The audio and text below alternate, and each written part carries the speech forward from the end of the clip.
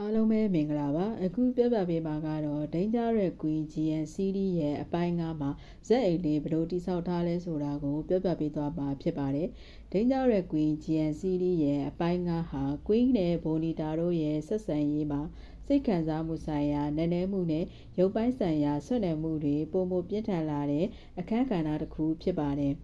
ဇလန်းစတင်ချိန်မှာပဲဘိုနီတာဟာကွီးနဲ့သူမတို့ရဲ့ပထမဆုံးနှိစက်မှုအပြီးအဖြစ်အပျက်ကိုမေ့ထားဖို့ကွင်းကိုတောင်းဆိုခဲ့ပါတယ်။ဒီအချက်ကကွင်းကိုတိတိတသာနာကျင်စေခဲ့ပြီးဘိုနီတာကသူမကိုကြိုက်နှစ်သက်လိမ့်မယ်လို့မထင်တာ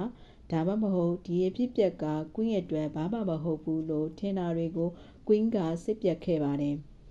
ဒီနောက်ပိုင်းမှာတော့ဘိုနီတာဟာသူတို့နှစ်ဦးဘယ်အထိဆက်သွားနိုင်မလဲဆိုပြီးကွင်းကိုမေးခွန်းထုတ်တဲ့အခါမှာတော့ပျော့ပီလုပ်တဲ့စကားစစ်ထိုးမှုတွေရှိခဲ့ပါတယ်။ဘိုနီတာဟာကွင်းကိုသူ့အမေစီခေါ်သွားပြီးအမေဖြစ်သူနဲ့စကားများပြီးနောက်ကွင်းနဲ့အတူအိမ်ကနေထွက်ခွာသွားခဲ့ပါတယ်။အဲ့ဒီနောက်ပိုင်းမှာတော့ဘိုနီတာကကွင်းဟာနောက်ဆုံးမှာသူမကိုရွေးချယ်မှာမဟုတ်ဘူးလို့ထင်ကြောင်းထုတ်ဖော်ပြောဆိုခဲ့ပါတယ်။ဒီနောက်မှာတော့ဘိုနီတာကတညတာအတွက်ဥဆောင်ခွင့်ပေးဖို့ကွင်းကိုစိန်ခေါ်သလိုတိုက်တွန်းခဲ့ပါတယ်။ကွင်းကလည်းသူမကိုအခွင့်အရေးပေးခဲ့ပါတယ်။အဲ့ဒီနောက်ပိုင်းမှာတော့သူတို့နှစ်ဦးအတူတူအိပ်ယာဝင်ပြီးပွတ်ဖက်အိပ်ဆက်ခြင်းနောက်တနေ့မနက်တွင်ဘိုနီတာကကွင်းရဲ့ပေါ်ပိုမိုပုတ်သက်ပြီးချစ်ခင်မှုကိုပြသကမှန်ရှိတွင်နမ်းရှုပ်ခြင်းစတဲ့မြင်ကွင်းတွေပါဝင်ခဲ့ပြီးသူတို့ရဲ့ဆက်ဆံရေးနှဆိုင်လာမှုကိုဖော်ပြထားပါတယ်။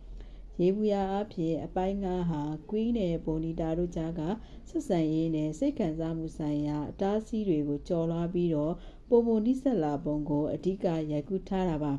။ Dangerous Queen GN series ရဲ့အပိုင်း9ကတော့ဒီလောက်ပါပဲ။နောက်ဗီဒီယိုမှာပြန်လည်ဆုံတွေ့ပါမယ်။အားလုံးကိုကျေးဇူးတင်ပါတယ်ရှင်။